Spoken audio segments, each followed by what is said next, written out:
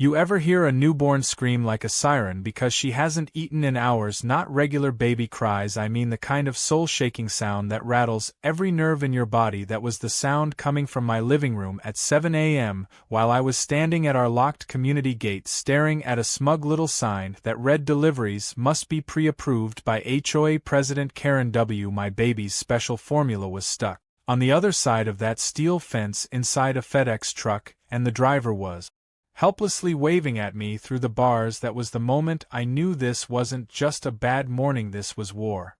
It all started 3 weeks after my daughter came home from the NICU. She was born premature and had a rare milk intolerance that required a specific high-calorie imported formula refrigerated carefully and delivered weekly through a secure supply chain. Leah, my wife, had just had an emergency C-section and could barely walk. We were both running on 2 hours of sleep per night and more fear than food. So, when the formula didn't arrive that morning, I immediately checked the tracking. It said delivery attempted, gate locked. That gate was supposed to remain open during the designated delivery window, and I knew it hadn't been closed by mistake. I sprinted out of the house, still wearing one sock and a hoodie over my pajamas, and reached the front gate, just in time to see Samir, our regular FedEx guy, about to drive off. He looked frustrated. I yelled for him to wait. He shouted back that he had tried buzzing the code box for 10 minutes, but it was overridden with a manual lock, and sure enough, there it was, a new padlock wrapped around the security latch, and a laminated HOA notice zip tied to the bars. Deliveries must now be pre-approved by Karen, the newly elected president of our HOA. I didn't even know we had an HOA president until last week. She had apparently moved in just 3 months earlier and had since installed speed bumps, ordered a pool closure over noise complaints, and fined 3 neighbors for having colorful flower pots. I had chalked it up to the usual suburban power trip, but now this was personal. I called Karen immediately. The phone rang twice before going to voicemail. I called again and again. Finally, she picked up, and I was greeted with a drawn-out "yes, I." Explain the emergency. My daughter needs that delivery. It's medical in nature. She gave a snort of laughter. Oh, come on, it's just baby stuff. You can get it later. I tried to stay calm. No, Karen, it's not just baby stuff. She's on a strict feeding schedule. We only have a few ounces left in the fridge. She sighed audibly and said, "Maybe you should have planned better." I stood there stunned as she hung up, and that's when I saw it, the camera she'd installed facing the gate with a blinking red light recording the entire exchange. She had planned this. She wanted to control everything, including who could enter or leave our neighborhood. It wasn't about security, it was about power. I ran back home to tell Leah. She was pacing the nursery holding our red-faced squirming baby, whose cries had now escalated to desperation. Leah looked up at me with hollow eyes and said, "We're almost out, Nate." I couldn't believe this was happening in a quiet upper-middle-class neighborhood, where you pay HOA fees for peace, not persecution. I tried calling customer service and alternate vendors. No one could get the formula to us in less than 48 hours, and driving out of state wasn't an option with a newborn needing constant care. I finally drove out the back entrance, which was technically maintenance only, but I forced the latch open and met Samir at a gas station 5 minutes away. He handed over the insulated package, apologizing repeatedly. I told him it wasn't his fault. I drove home like a maniac, parked in the front yard, and rushed the formula inside. Leah was crying harder than the baby at that point, and together we got her fed just in time. That night, after the house finally went quiet, I couldn't sleep. I lay awake thinking about how close we had come to a medical emergency. Because of one person's ego, I opened the HOA email portal and started digging there. It was an announcement sent at 1 a.m. the night before stating that effective immediately all delivery trucks must be approved and coordinated through the HOA president. This wasn't a board decision. This wasn't voted on. Karen had taken it upon herself to declare martial law over Amazon Prime. I started getting texts from other residents too. One guy was furious that his medication delivery had been delayed. A woman down the street couldn't get her oxygen tank replaced on time. Everyone had a Karen story. All of us were collateral damage in her self-appointed quest to sanitize the neighborhood of what she called, quote, visual clutter. We were dealing with a woman who thought packages were the root of all evil. By the next morning I had a plan. If Karen wanted control, she was going to get a taste of accountability. I reviewed every inch of the HOA guidelines and found something curious. The original builder agreement required the main gate to remain accessible to essential service providers during specific hours, and here's the kicker: those hours matched exactly with Samir's usual route. If I could prove she had blocked legal access for essential goods, I might have legal leverage. But I wasn't going to rely on paperwork alone. I needed evidence. I dug into the gate's software logs through a friend who once worked for the manufacturer, and we confirmed the override lock had been used manually with a non-standard padlock, which meant she had physically prevented the gate from opening without authorization. That crossed a very different line. And then something strange happened. Karen emailed the neighborhood a smug 3-paragraph announcement about how the community had become safer thanks to the new delivery protocol, and how all concerns should be directed to her office at the clubhouse. She had even included a stock image of a smiling suburban mom holding a clipboard, as if she were running for mayor. I wanted to punch the screen. This wasn't about formula anymore. It was about a system being hijacked by someone who thought a gate made her a god. I wasn't just going to open that gate for Samir, I was going to blow the hinges off, metaphorically speaking, and if Karen thought she could lock us out, she was about to find out exactly what happens when you block a desperate father from feeding his newborn daughter. I looked at Leah sleeping with the baby on her chest, and I whispered to myself, this isn't over, not by a long shot. The next morning came with a grim sense of urgency. Leah was exhausted, her eyes red from worry and sleep deprivation, but our daughter had finally settled after getting fed. That should have been the end of it. A father solves a crisis, life moves on. But no. Because when I stepped outside with my coffee and glanced at the gate cam monitor mounted by our foyer, I saw a new addition to the chaos. Karen was out there at 6:45 a.m., clipboard in hand, yelling at yet another delivery driver. This time an older man trying to deliver medical supplies to one of our elderly neighbors. I watched her point dramatically to the laminated sign, as if it were divine law, then motioned for him to turn around. The driver shrugged helplessly and backed away. The gate remained locked. My hands clenched so hard I nearly cracked the ceramic mug. I didn't just feel anger. I felt responsibility. I had the tools to do something. I wasn't just some new dad flailing against HOA tyranny. I was a logistics engineer. My entire job revolved around supply chain access and efficiency, especially for time-sensitive materials. I worked with companies that shipped organs for transplant and vaccines to rural areas. I had built systems that tracked every stop a driver made and optimized routes to save lives, not just seconds. So when Karen treated deliveries like some kind of neighborhood blight, she wasn't just being annoying, she was sabotaging the very lifeline many people relied on. I called Samir that morning and asked him if this had been happening with other deliveries. He confirmed it, his tone weary. She'd turned away 2 Amazon drivers, 1 medication shipment, and a floral service he used for his mom. She told one driver to circle the block until you learned to follow rules. I asked him if he'd be willing to help me document these incidents. He hesitated, not because he was scared, but because he didn't want trouble. But after I told him about what happened to my baby, his voice turned grim and he agreed. He said, "Let's fix this, brother. This woman's out of control." By noon, I'd gathered 6 other residents who had similar experiences. I started a group chat called GateWat. It didn't take long for stories to pour in. One neighbor's meal kit spoiled after the driver couldn't enter. Another woman missed her chemotherapy transport because the medical van wasn't on Karen's so-called list. One person even claimed Karen had followed a UPS truck down the block and accused the driver of casing homes. It was like she thought every uniformed worker was an intruder. The more stories I collected, the clearer the pattern became. Karen wasn't enforcing security. She was weaponizing the gate to filter who she considered proper. And in her mind, delivery drivers weren't welcome. I needed more than stories. I needed something that would hold up in a boardroom or even a courtroom. That meant data. I drove to the gatehouse and studied the override box. As I suspected, the padlock she installed wasn't standard issue. HOA-approved locks come with serial-tracked keys, shared with emergency services. Hers was some cheap hardware store model she probably bought in bulk. That was violation number 1. Then I used a small portable scanner, a tool from my old job, to check the gate log's backup system. Sure enough, multiple manual overrides showed up outside of allowed admin times.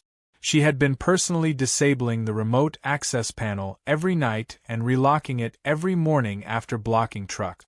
That was violation number 2.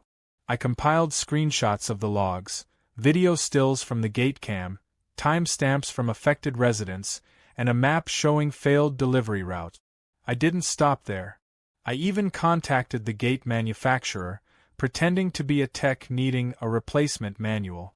They confirmed that modifying the override system voided warranty and, if it blocked emergency access, could be considered tampering with safety infrastructure. That was violation number 3. Then, just as I was organizing all this, a neighbor texted me a photo. Karen had set up a lawn chair next to the gate. No joke. She was sitting there with a clipboard, a sun hat, and a water bottle, playing Border Patrol. I drove up just to confirm it myself. She smiled as I pulled over and waved her pen at me. "You're not on the delivery list," she said with a smirk. "Just grabbing coffee?" I said nothing. I just stared at her, trying to wrap my mind around how someone could genuinely enjoy this level of control. She grinned and added, "If everyone just followed the rules, we wouldn't have chaos." I couldn't help myself. I asked, "Whose chaos?" "Your version of it." Her grin tightened. "The one where people like you don't treat this community like a strip mall." I knew what she meant by people like you. Anyone who relied on others. Anyone who didn't have a live-in nanny or a household assistant to run errands. Anyone who, God forbid, depended on a delivery system designed to support working families and medical patients. It wasn't about boxes on porches. It was about gatekeeping in the worst possible way. That night, after feeding our daughter and helping Leah settle down, I prepared the presentation. I had no intention of taking this to Karen directly. She'd laugh it off and double down. No, I was going bigger. I compiled all the incidents into a digital report and sent it to the HOA's Legal Oversight Board, the same group responsible for certifying new policies. I titled it The Gatekeeper Gambit, a Safety and Access Violation Dossier. I attached a formal complaint and signed off with my credentials. I kept my tone professional but firm. This wasn't a rant. This was a red flag on a burning pole. And then, because I still didn't trust the system to move fast enough, I hatched a backup plan. Something a little more immediate. Something that would make sure my daughter never went hungry again just because someone got high off authority. I called Samir and asked if he had access to a drone delivery unit. He laughed at first but then got serious. "Actually," he said, "my cousin has one for aerial survey work. We can mount a cooler to it. You want to do a test flight?" I did. The following evening, while Karen was busy updating her clipboard watch schedule, Samir and I tested the drone. It flew flawlessly over the fence, landed quietly in my backyard, and dropped off a dummy container. Inside was a box of cereal, but it represented something bigger. We'd found a workaround. Not just for us, but potentially for anyone she tried to block. Still, I couldn't ignore the bigger issue. This wasn't sustainable. If Karen could lock the gate one day, what was stopping her from blocking ambulances next? From deciding who could have visitors or who was allowed to get groceries? I had seen this kind of thing spiral before, small acts of power becoming systems of control. So I sent one last message to the Gatewatch group that night. It read, "If she wants to play gatekeeper, then it's time we show her how fast that gate swings back. Let's gather everything. And next week, we vote. Because the formula isn't the only thing we need to deliver around here. It's justice." The week leading up to the emergency HOA meeting was a whirlwind of quiet coordination, late-night calls, and hushed conversations at the mailbox. Karen, completely oblivious to the gathering storm, continued her self-appointed mission to protect the neighborhood from the evils of on-time deliveries.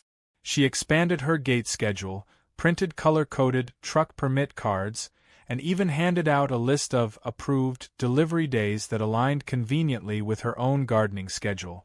But what she didn't realize was that every move she made was being tracked and logged. Gatewatch had grown into a network of over 24 households, all ready to present evidence of her overreach, abuse, and endangerment. It started with a small, unnoticed detail.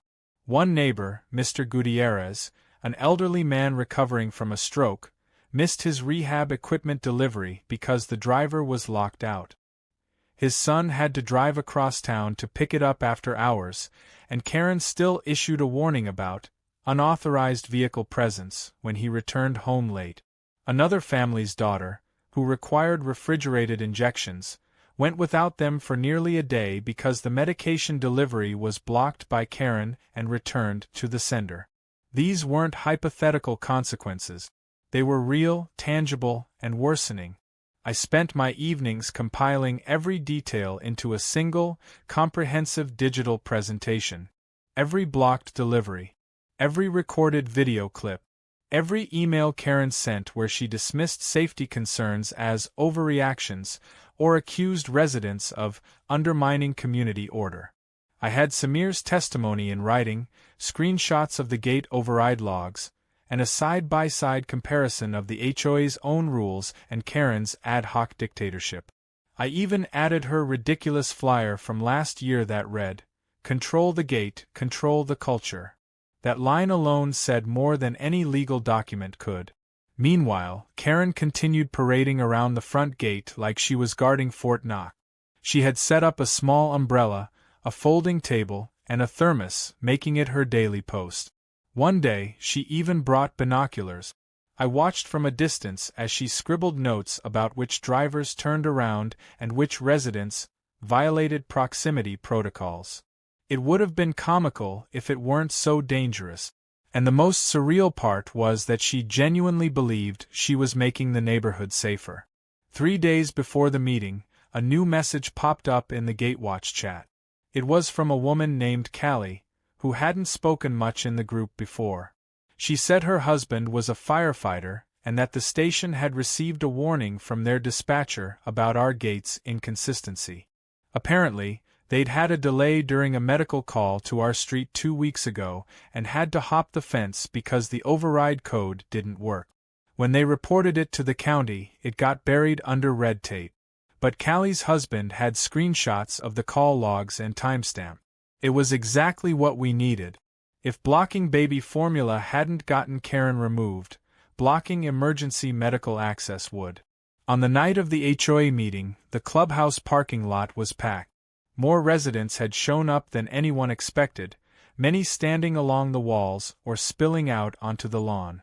Karen walked in with her usual sense of entitlement, wearing a lavender blazer and carrying her clipboard like it was a royal scepter. She gave her trademark wave, the kind politicians use when they think they're beloved. But the wave faltered when no one waved back. The meeting began with Karen addressing the recent concerns over delivery protocol. She smiled as she spoke, spinning a tale about rising package thefts, unfamiliar vehicles roaming the streets, and how strong gate policies keep our values intact. A few of her loyalists nodded, but the rest of the room sat in stiff silence. Then she made the mistake of calling me up to explain the counterarguments, her tone dripping with forced politeness, as if she expected me to bumble through a few vague complaints and sit back down. But I had come prepared. I plugged in my laptop, connected to the projector, and began. First, I showed the video footage of Samir being waved away from the gate while holding a box labeled medical delivery. Then the clip of Karen scolding a medication courier and threatening to fine the resident for not notifying her in advance. I pulled up the HOA bylaws and highlighted the clause stating essential deliveries must never be obstructed. I showed the gate log data with the timestamps of every manual override and cross-referenced it with Karen's own gate watch schedule from her newsletter. Then I played the voicemail where she laughed and said, "Maybe you should have planned better," when I begged her to unlock the gate for my daughter's formula. That one hit like a thunderclap. The room fell completely silent. Even her usual supporters looked at her in stunned disbelief. Her smile vanished.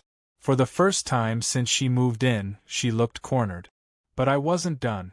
I introduced Callie and her husband, who stood and confirmed the fire department's report about the blocked emergency call.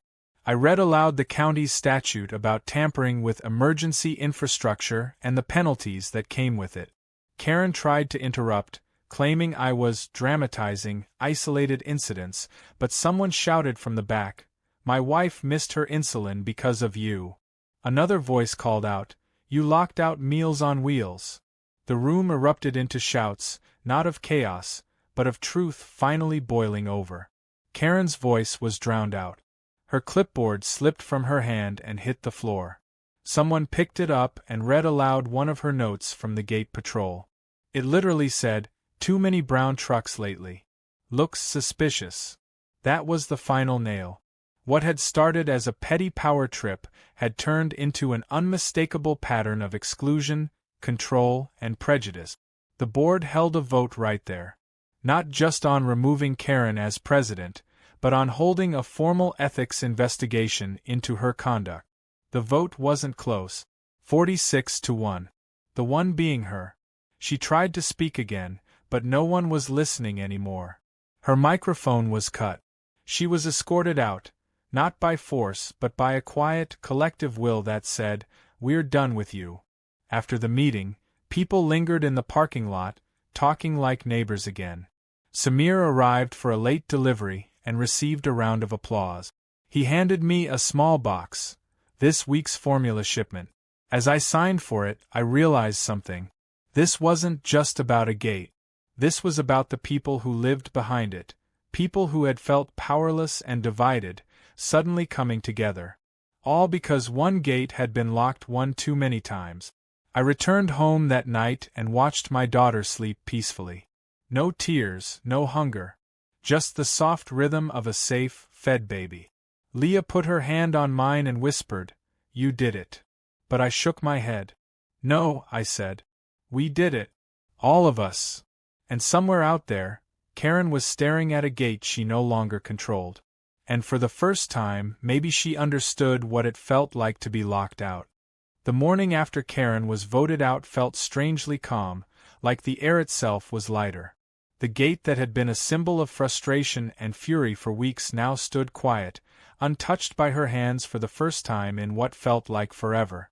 Leah and I stood on the porch holding our daughter, watching as a FedEx truck rolled smoothly through the newly accessible entrance. No confrontation, no clipboard-wielding banshee running up to shout about policy. Just a regular delivery like it should have been all along. Samir gave a friendly honk and a wave as he passed by. It felt like watching normal life return to a place that had been hijacked by someone's obsession with control.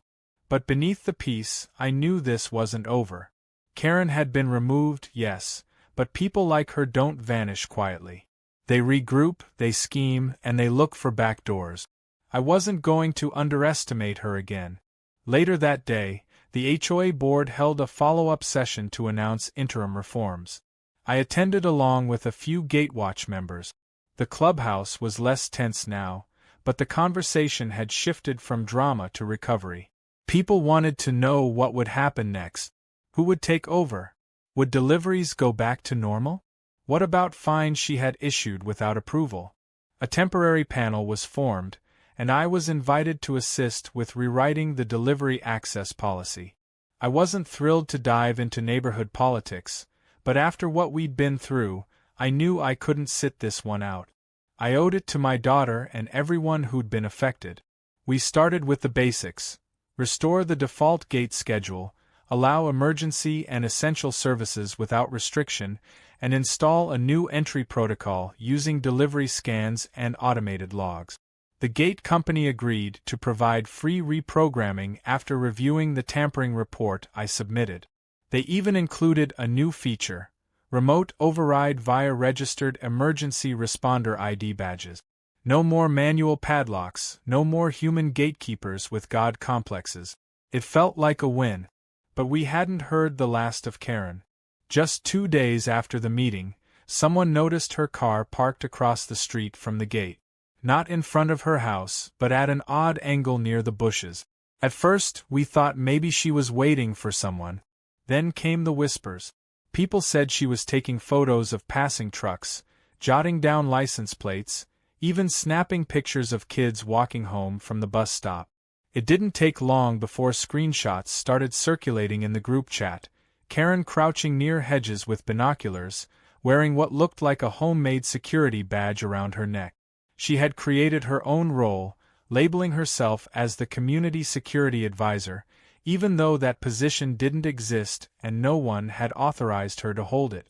She wasn't just lurking, she was trying to retake power through the back door, this time by pretending she was needed for safety reasons. I decided to confront her, not with anger, but with facts. I walked over when I saw her near the gate one afternoon, clipboard in hand as usual. She looked up as I approached, expression unreadable. Before she could speak, I said plainly, "Karen, you're not on the board anymore. You don't have any authority here." She gave a tight smile. "I'm not here in any official capacity. Just a concerned citizen documenting suspicious behavior." I stared at her for a second, then asked, "What's suspicious about a dad getting baby formula or a senior receiving a heart monitor, Karen?" She didn't answer. Instead, she turned the question on me. "You ever wonder why I did it, Nate? You think I just wanted to be in charge?" I nodded slowly. "I know exactly why. Because for a few weeks you felt important. And for those weeks, you didn't care who suffered as long as you felt in control. That's not security. That's ego." She didn't argue. She just turned and walked away, her clipboard hanging limp by her side like a deflated balloon. But her retreat wasn't surrender. The next morning, a legal envelope showed up at my door. Karen had filed a cease and desist against me, claiming harassment, slander, and emotional distress. She accused me of manipulating residents, damaging her reputation, and violating her privacy. She even cited posts from Gatewatch as evidence of a conspiracy. I stared at the paperwork in disbelief. Leah stood behind me reading over my shoulder and let out a tired laugh. "She really thinks she's the victim now." I shook my head. "She doesn't think she's the victim. She just can't stand being irrelevant." I took the complaint to a lawyer, who glanced through it and chuckled. "This won't hold up. If anything, she's the one who could be facing legal consequences." We drafted a countersuit, not for vengeance but to ensure that if she kept pushing, we were protected. Meanwhile, I shared the documents with the interim HOA board. They held a vote and passed a resolution officially banning Karen from representing the HOA or engaging with service providers on behalf of the neighborhood. That should have been the end. But Karen had one more surprise. 2 nights later, at around 11 p.m., I was reviewing some security footage from our smart cameras. We'd upgraded the system after the incident to include license plate tracking and motion alert. That night, the alert pinged. I clicked it open and saw Karen standing at the gate with a flashlight, fiddling with something near the override panel. She wasn't alone. A man I didn't recognize stood beside her holding what looked like a toolkit. They worked quickly, glancing around nervously. My heart thudded in my chest. I called the non-emergency police line and reported suspected tampering. By the time officers arrived, Karen and her accomplice were just finishing up. The officers shone their lights, shouted commands, and the two froze like deer in headlights. The man turned out to be her cousin, a freelance handyman she'd roped into helping her restore proper security access. But what they'd actually done was reinstall the manual lock that had started everything. Worse, they had damaged the internal wiring while doing it, rendering the emergency override function unusable for the second time. The police arrested the cousin on the spot for trespassing and tampering with safety infrastructure. Karen wasn't arrested, but she was cited and escorted back to her house. And this time, the county got involved. because when the override fails twice in the same month, it flags the system for a full infrastructure audit. Over the next few days, inspectors showed up. They reviewed the gate logs, Karen's unauthorized lock installations, the footage of her altering public safety equipment, and the testimonies from residents. What had started as a small community dispute turned into a county-level investigation into HOA abuse and infrastructure tampering. Karen's actions had put her at the center of something far bigger than she expected. Fines were issued, legal warnings delivered, and perhaps most crushing to her pride, her house was publicly marked for inspection and compliance review. A red sticker on the mailbox confirmed that the county was watching. For the first time in a month, I felt like things were finally changing for good. Samir resumed his routes without interruption. Neighbors chatted more freely.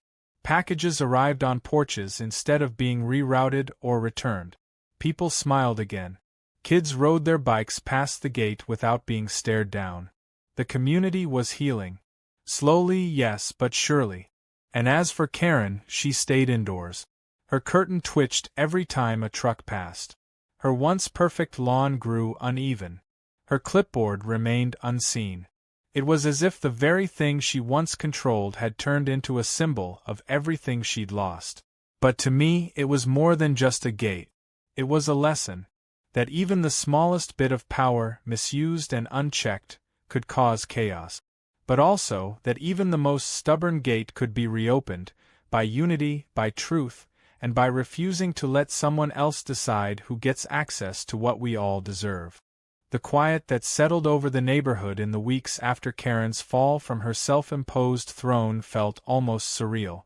For the first time in what felt like an eternity, there were no sudden policy changes, no random fines, and no standoffs at the community gate. Delivery trucks came and went without incident. Samir now whistled as he walked up our driveway. Leah, finally able to breathe easier, even joked that she no longer had a reflexive panic attack every time she heard the hum of a van engine. Our daughter was thriving, healthy and strong, her formula delivered on time and without drama. But even as things returned to normal, there was a lingering tension, a quiet question that hung in the air. Was it really over?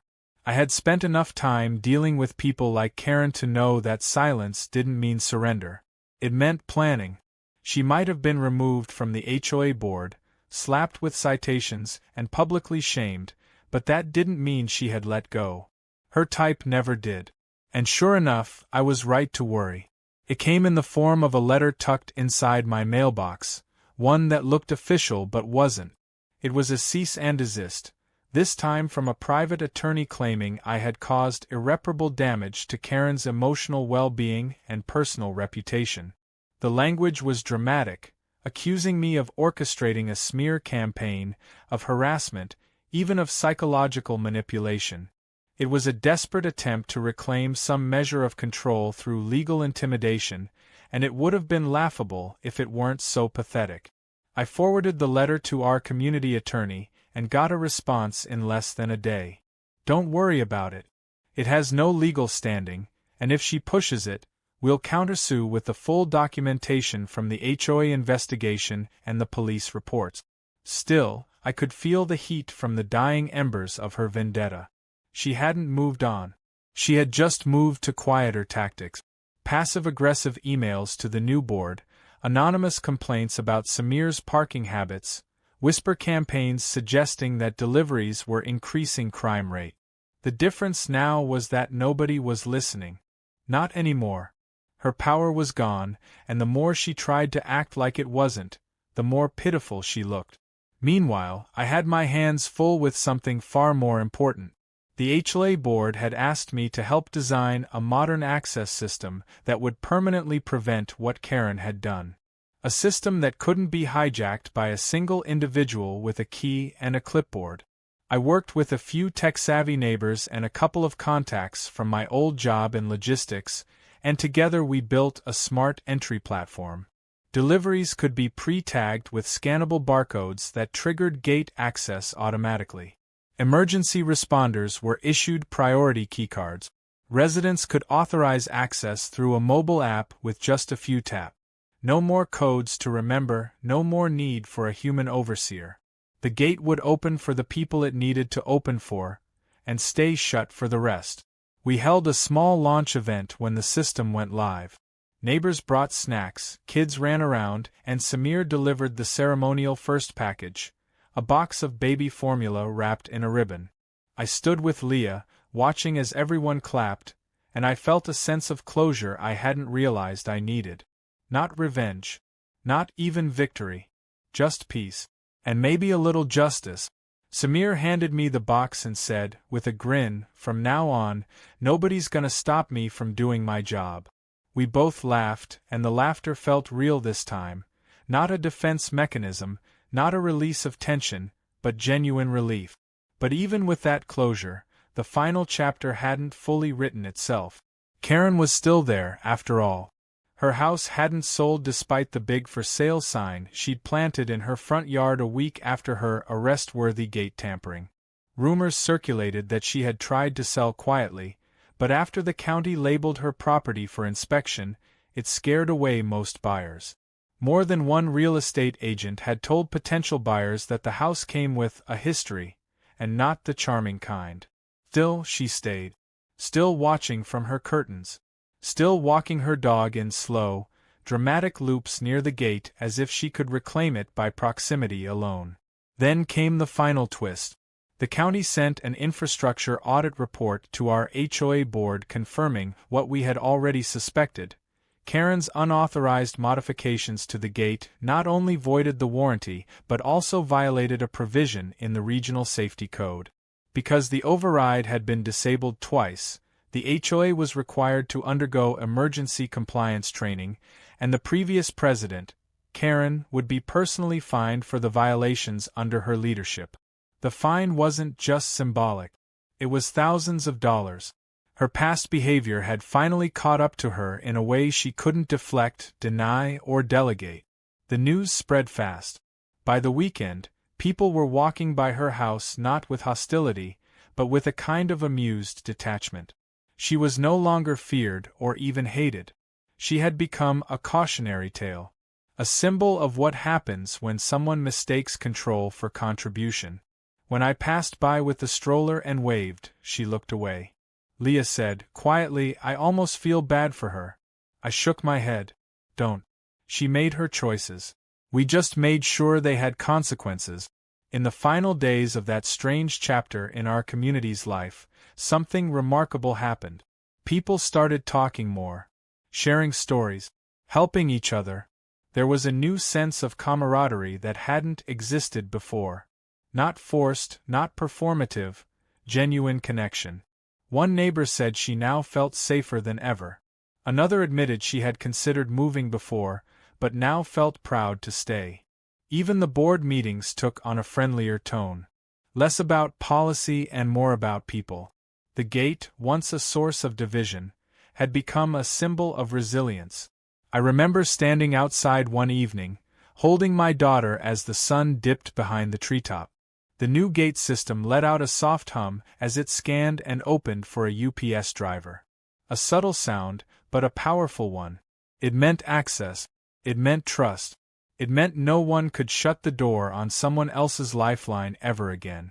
Leah joined me on the porch, sipping tea, and said, "You think she'll ever come back from this?" I thought about it, then answered, "Some people don't change. But the rest of us? We just learned how to stop letting them decide who gets to come through the gate." A week later, Karen's moving truck finally arrived. Whether it was the fines, the fallout, or simply the humiliation, she was leaving. No farewell party, no neighbors to wave goodbye. Just a woman standing by her front door watching her past be boxed up and driven away. She climbed into the passenger seat of her car and, for the first time, I saw her without the clipboard, the blazer, the fake badge. Just a regular person who had tried to become more than her role and lost everything in the process. As the truck pulled out of the neighborhood, the new gate scanned and opened smoothly, then gently closed behind her. And just like that, the era of Karen was over. I walked inside, kissed Leah on the cheek, and sat down beside my daughter. She looked up at me, eyes wide and curious, and I whispered, "This is the world we fought for you to live in. One where no one can block your needs. One where doors open for the right reasons." She smiled, or maybe just passed gas, but either way it was the perfect ending. Not loud. Not dramatic. Just right.